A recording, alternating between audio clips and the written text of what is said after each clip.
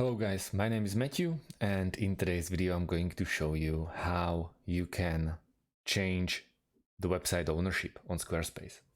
So let's say you already created a website for your client, and you need to transfer the ownership. So let's say you created it on their account, you are the owner so far, and they paid you, everything is according to plan. And so let's say we want to change the ownership on this website. So I'm gonna click on go to website, and then it will take us here. On the left sidebar we have settings option, and we're gonna click there.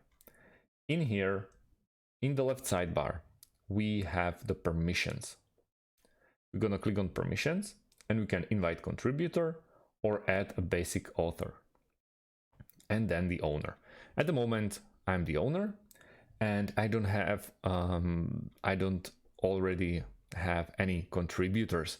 So you have to invite someone. For example, invite the guy that you want to transfer the ownership to, and you invite a contributor, you give them a name, address, also administrator or billing, blah blah blah blah blah, all those stuff. You don't actually have to do it.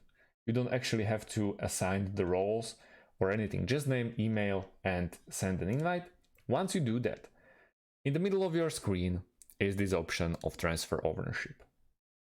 What we have to do now is add a password into the Squarespace, and in here you will pick a guy that you invited and want to transfer the ownership to, and then click continue. Automatically he will receive the ownership. He will have to confirm the email and all those steps, but it should be without any problem. Thank you guys for watching, and see you in the next one. Have a great day and goodbye.